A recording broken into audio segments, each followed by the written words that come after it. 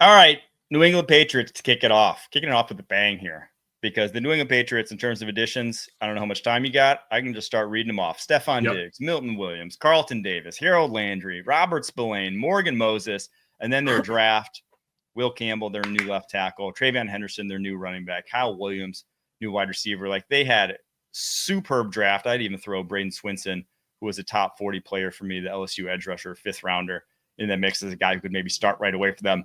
And they didn't lose much, man. They didn't lose like anyone that really played a key role in this team. So as far as like an off season of talent acquisition, I haven't seen too many better than this. Now you can argue about the prices they paid. I did with guys like Stephon Diggs. And you can argue about the fit with Milton Williams next to Christian Barmore. I've highlighted that before. I'm worried about their run defense a little bit. But all that being said, I'm not going to argue too much. This is an offseason, a truly foundational offseason for a team that's drafted in the top 5 each of the last 2 seasons. Nipsey Hussle, rest in peace, used to say, all money in. And that's what this offseason felt like for the New England Patriots.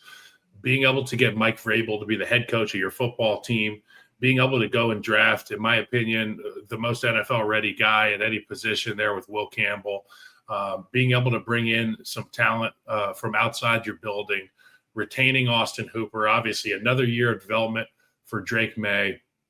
I have a feeling that this team is going to be one that, may not on paper look like an all-star team, but they're going to be a tough group. I mean, the people they brought in, Milton Williams, we watched him absolutely abuse offensive linemen in the championship Super Bowl run for the Philadelphia Eagles.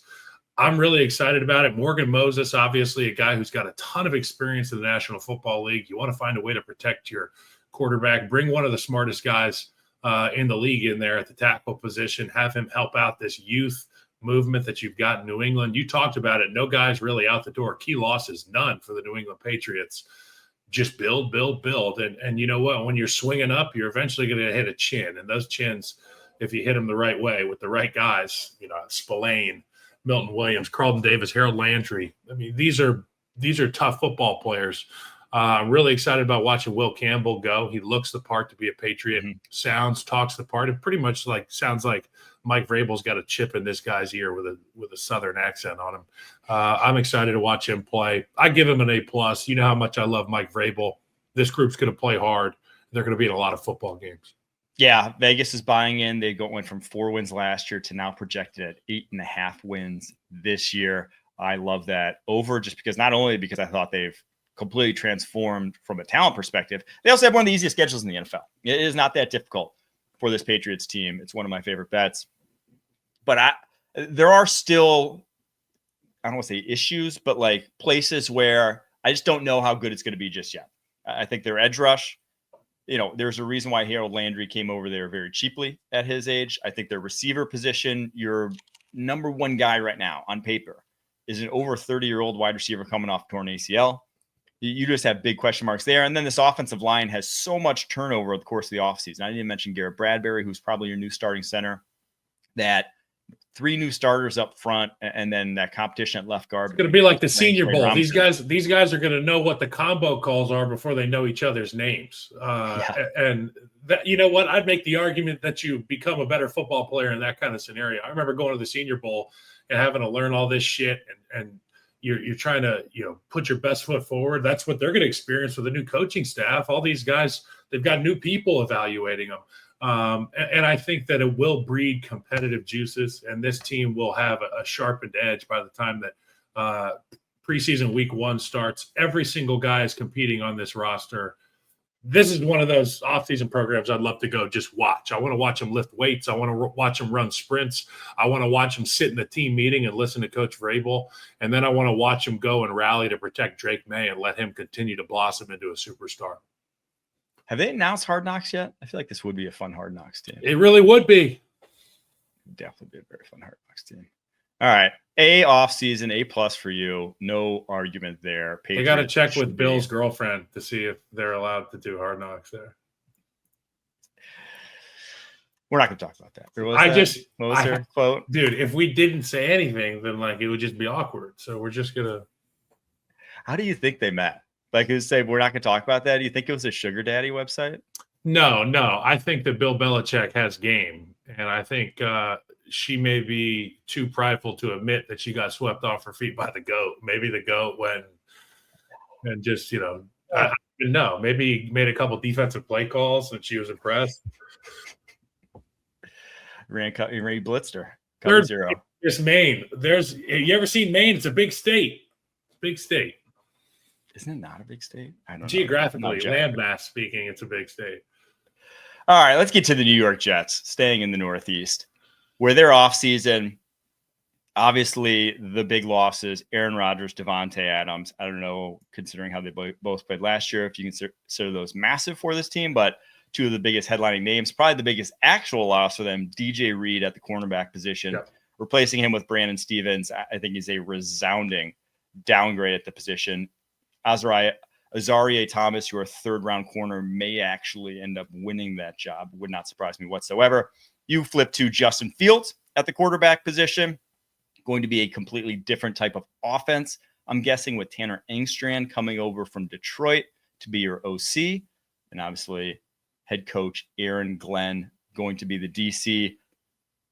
I don't know. This was obviously an offseason of turmoil with a brand new coaching staff, brand new front office, turnover from the last regime, and them tying their wagons to Aaron Rodgers. It was always going to look different.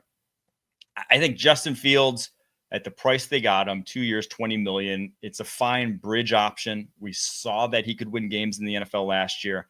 I don't think there's a secret next step waiting for Justin Fields. There's just some talent that you can build a functioning offense around. I think he can give you a floor with his rushing ability, with his downfield passing ability that is competent at minimum. You're not going to look like it did when Zach Wilson was out there, I'll just say. So I can't argue too much for it, but in a division where the Bills are obviously the cream of the crop and the Patriots are on a massive come up, I still think they're third fiddle at best. They didn't put themselves into being competitive, at least this offseason. I put the Jets down for a B-. You got a B. I'm going to go B-. Now, these are the things that I really loved about this offseason. Aaron Glenn, Justin Fields, and Armand Membu. You know how highly I think of Membu, not only in his game in its current form, but who I trust and believe that this young man's going to become in the National Football League. I think that with Justin Fields' leadership and everywhere he's been, all the guys he's played for, they rave about his toughness and his leadership. Now, obviously, the leadership I don't get to see or hear because I'm not in the building. But when you watch him play the game of football, that is a battle-ready quarterback. He has done miraculous things with the football in his hand. I've seen it. I've seen it with my eyes, Mike. And you know how things are. If they're on tape once, they can be on tape 100 times. If they can just begin to scratch the surface of the talent with Justin Fields, I think that we could see a renaissance for him, a rebirth. We're not going to reinvent the wheel and look at Tom Brady 2.0 in New York, but you're going to have a quarterback who could present a number of different challenges for defenses he plays against, the ability to get the ball down the football field. He's got a really big arm, former baseball guy, big, strong, big butt, big legs. He can run. He's a load. And in that division, we've seen it time and time again with these quarterbacks who can get out there and go. I'm excited for it, and I know that they're going to have a dent in the line of scrimmage because of Membu and Aaron Glenn. I'm excited to watch how he can reignite that defense because we saw them fall apart when Rob Saleh went out the door in New York this past season. It was a real shame to watch that defense. Yes. It was really talented fall apart in the way that they did.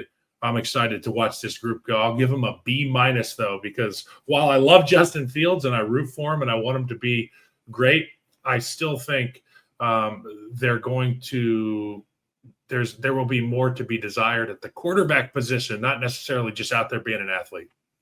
Yeah, and in my opinion, they did not do enough for this receiving core for him to have a successful aerial attack. And just they're going to be run first. We all know that. That was the signal by the draft pick of Armand Membu. They are going to want to pound the rock. It could easily be the run heaviest team in the NFL. That would not surprise me this year. And Mason Taylor will get 1,000 catches. Yeah, right. So that's what they want to do. And I think they can. Like, I think if they were just an effective running football team last year, when they were one of the least effective rushing football teams in the NFL, this was much better than a 5-win team. Even with all the hoopla, even with all the sort of storylines going on and all the eyeballs on them and all the bad stuff that happened after the coaching change, it was still a better team than that. They just really, like I said, could not run the football. So if you can turn that around, if you can go from, and Justin Fields, when he was in Chicago, they had top 5 rushing offenses there. You get that with that defense that they have already. I think it's much better than the 5.5 wins that Vegas has them projected. A lot of people are with me. It's already bet down to minus 155. To me, it's much more of an 7 or 8 win football team than a 5 win. I don't see them bottoming out with a personality like Aaron Glenn as your head coach. You're going to get their best effort week in and week out. So for all those reasons, I think there's reason to be excited about the Jets. It's just they didn't put themselves there this offseason yet. I think they have the pieces to do it going forward. They can in the coming years. It's going to be a much better football team, but it just didn't quite do it yet, in my opinion. All right, next team, Miami Dolphins, where producer Harry was quick on the trigger with the graphic because he wanted to hear our thoughts on this Dolphins offseason. It's not going to be pretty for me. I already said I didn't like their draft. I didn't like mortgaging the draft capital that they did, even if they did end up getting some future picks. Ultimately, I didn't love the pick of Kenneth Grant. One of the biggest reaches, actually was the single biggest reach in the first round, according to my draft board. I didn't love letting Javon Holland go. We'll see if they let Jalen Ramsey go after he requested a trade. Their additions, they just didn't have much money to play with. James Daniels, probably the biggest one to add to that offensive line at guard. Zach Wilson, obviously a big name, but he's there to be a backup, and we'll see if he even beats out Quinn Ewers, your 7th rounder. So all in all, this was a C offseason. And it was kind of a C offseason after a C offseason the year prior, in my opinion. And that's kind of how you just start to fall off the way the Dolphins have. I'm just worried. The cupboard has run very thin. You look at the depth at a lot of positions, and I'm like, dude, if anyone goes down on this offensive line, anyone goes down on this defensive line again, it's just going to look ugly. Anyone goes down this secondary. Like, it is not a team that can afford injuries. I think they can still win games, but you're seeing basically the fruits of what they did over the past 4 years and just not prioritizing draft picks. They had some of the fewest draft capital in the NFL after all the trades they made from like 2021 on, that unfortunately they went all in and now they're going to be paying for it. This Dolphins team is always very mysterious to me because there's only a handful of teams that I can't take seriously as it pertains to chasing of the Lombardi Trophy. And as of late, even with McDaniel's brilliance at times and Tua's explosive nature, and when they had Tyreek, Jalen Waddle, and the track meet that was week in, week out, I just knew that when that Mercury was in retrograde and he got cool, this team wasn't going to be able to kick the can down the road at all in a positive sense. They went out and got James Daniels. So good on them for getting an offensive lineman. But you and I know James, while still young and very experienced in the National Football League, he hasn't been healthy recently.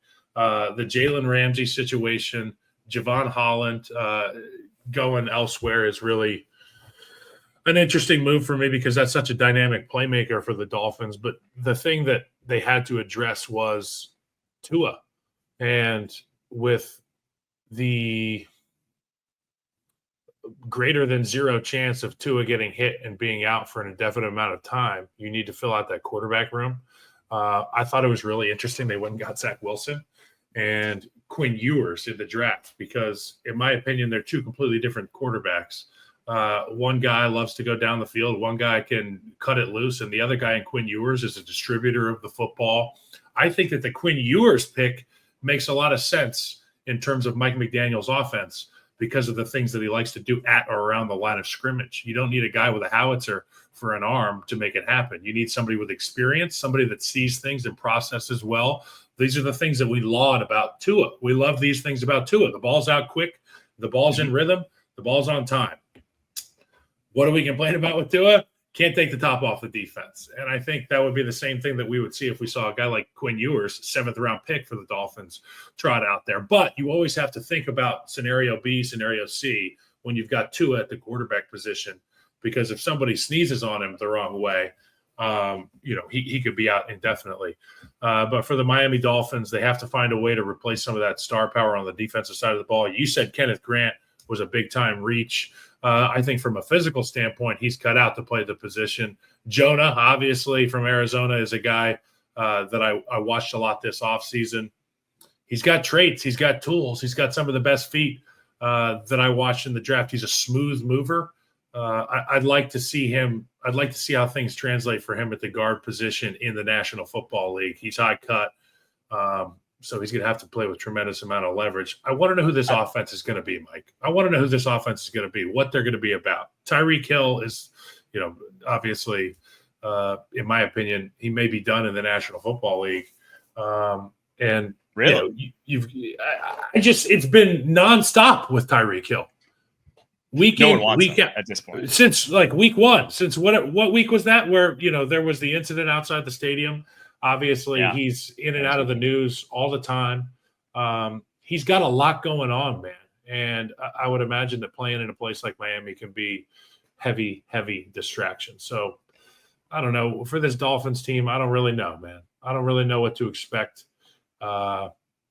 Everybody else is making big-time moves, and I feel like the Dolphins are kind of just cruising. I gave them a B, but I probably should have given them a C. Couple things there. One, I love that you didn't even try for Jonah Savinaya's last name. I tripped over his last name probably more than anyone else this draft season. It just, every time I look at it, the double I within the A. Savinaia. I'm not sure I'm still pronouncing it correctly, but that one was a beast. So good on him.